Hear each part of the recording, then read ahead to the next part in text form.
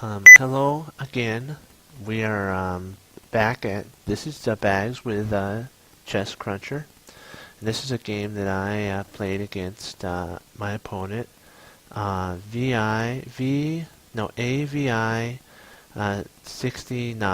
I'm playing as black and he's playing as white. A standard kind of opening a little bit. He goes in for the Sicilian defense, and it's a really interesting kind of thing. He starts out with the attack. He brings his pieces out, and I'm kind of developing my pawns, taking central control over d4 with my pawn, and I also have the ability later on to advance my d pawn to d5 and pushing out his bishop and also taking more control in the center. Okay, let us continue. I decide to bring out and now allowed my bishops to be somewhat free. They're kind of blocked in a little bit, but anytime I can go either e4, e5 or d5. He attacks right away. He wants to free everything up. So I take, why not? And then he takes, and I bring my knight out. Again, I'm trying to get ready to castle. I have a position. I know it's a little cramped. Anytime now I can push forward and take over the position. He pins my knight to my king. I unpin it with the bishop. If you notice that now if he takes, bishop takes, pawn takes, yes, my knight is kind of double attacked, but I still, even if he takes, I'd have a very good pawn structure in the center. And I can always bring my dark squared bishop out to e7 and castle, so this isn't a problem.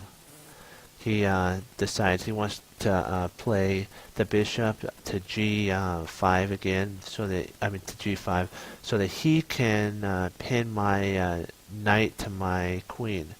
But I remove the pin. I take the pin away by putting my bishop to e7.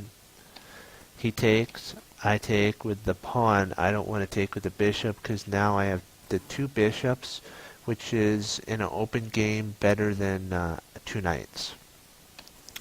He castles. I play c5.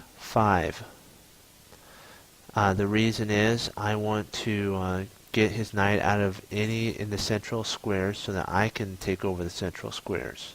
And it also opens the c file for my bishop to go to c6. He moves back. I move my knight in. That's also an okay move. Probably c6 would have been a better. Bishop to c6 would have been a better move because it attacks the e4 pawn, and it also puts pressure. I could take it. It's only defended once, so this is an okay move too. So he moves back. He's defending his h2 pawn with his bishop. I say don't think so, and I push my e-pawn. Now I'm taking space in the center. He moves back. I go, come on, and I bring my f-pawn and I say, prove it. He moves his knight into d5. It's protected, but I go bang. Now the only thing he could do is bring his bishop up to h4. I have it double attacked. So if he moves it up, I'll play bishop takes bishop. He'll play knight takes knight. I'll play queen takes, and I'll have the threat of a checkmate on h2. He takes knight takes bishop. I take pawn takes, and seeing the threat that he would lose material, and I'd be a piece ahead because I would play queen takes knight, and I'd be two pawns ahead in. And I'd also have a better position for my pieces. If you notice, my pawns in the center are really, really strong.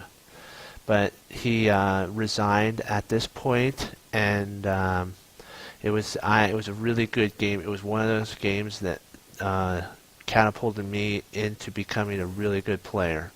And I hope you enjoyed the adventure that I have been on. And I hope next time on Chess Cruncher, you and I can do some more games. God bless, and see you next time.